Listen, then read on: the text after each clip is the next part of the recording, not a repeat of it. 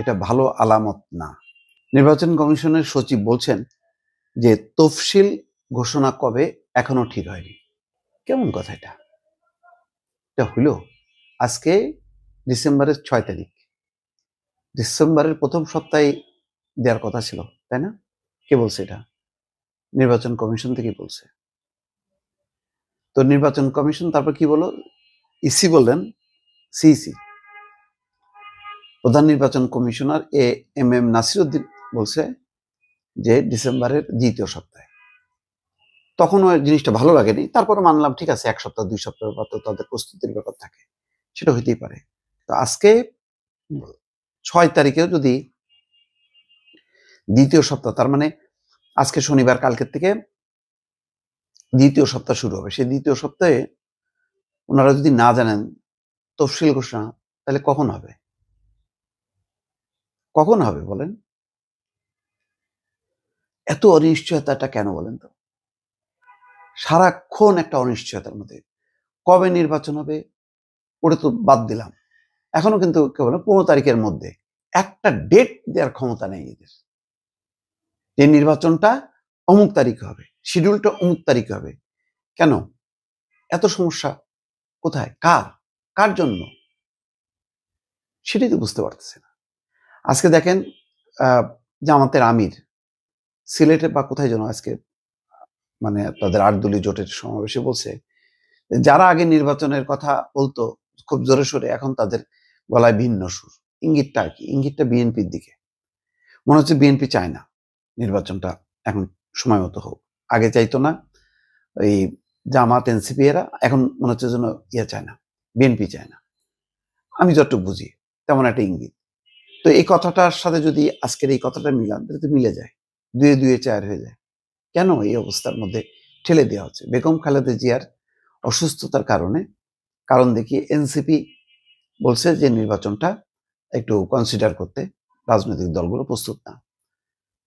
এটা আমি মানি, কিন্তু মানে আপনি 9 তারিখটা 6 তারিখ করেন, 6-9 করেন, সমস্যা নেই, কিন্তু নির্বাচনটা রমজানের আগে হইতে হবে। এবং আমার তো যেটা আমি আগেই বলছিলাম যে বিএনপির আগে ছিল ডিসেম্বর, আমি তখনই বলছি যে এই যে ধরা খাইলো, ডিসেম্বর কেন হবে? আপনি যত সময় গড়াবে তত সংকট বাড়বে। অর্থনীতির অবস্থা কোনো খবর আছে? কোন দিকে যাচ্ছে? সমস্ত সহায়তা বন্ধ হয়ে আছে, মধ্যপ্রাচ্য অবরুদ্ধ হয়ে আছে, মানে আমরা একটা নিষিদ্ধ তালিকার মধ্যে পড়তেছি। বাংলাদেশের পাসপোর্ট নিয়ে কোথাও যাওয়া যাচ্ছে না, অথচ আমাদের নোবেল বিজয়ী ডক্টর মোহাম্মদ ইউনূস ক্ষমতায়, যার সারা বিশ্বের দাপট আছে, যিনি ফোন করলে মার্কিন প্রেসিডেন্ট থেকে শুরু করে সমস্ত জায়গায় যার অ্যাক্সেস আছে, তার সময় আমাদের এই বেহাল অবস্থা। কারণ বাংলাদেশে অনেকদিন থেকে একটা অনির্বাচিত সরকার। অনির্বাচিত সরকারকে বিশ্ব কি বলে জানেন? একটা গোলমেলে সরকার, গোলমেলে পরিস্থিতি। ওই যে দেখেন সুদানে কি হয়েছে, নিয়মিত আর্মির বদলে আধা সামরিক বাহিনী দখল করার পরে শত শত মানুষকে হত্যা করতেছে, কোনো সরকার নেই। লিবিয়াতে কোনো সরকার বলে কিচ্ছু নাই, গৃহযুদ্ধ এবং মাফিয়াদের কবল এক একটা অঞ্চল। বাংলাদেশের এইরকম অনির্বাচিত অবস্থায় থাকবে কেন?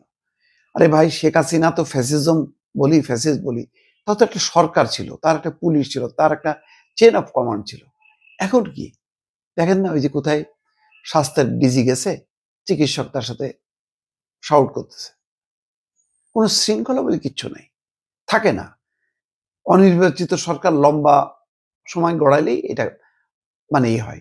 এখন আমার মতন একটা ক্ষুদ্র মেধার সম্পন্ন মানুষ যদি, যেটা অনুভব আমি করছি, এটা এত বুদ্ধিমান লোকজন তারা কেন অনুভব করলো না যে আইন শৃঙ্খলা প্রশাসন খুব একেবারে 5ই আগস্টের পরে একটা পট পরিবর্তন হবে, আর তারাও পরিবর্তন হয়ে যে একেবারে মানে অন্য রূপে তারা আবির্ভূত হবে? কেন হবে?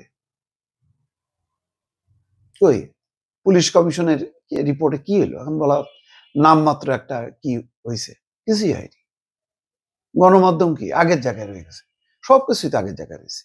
নির্বাচনটা নিয়ে এত গড়িমসি কেন?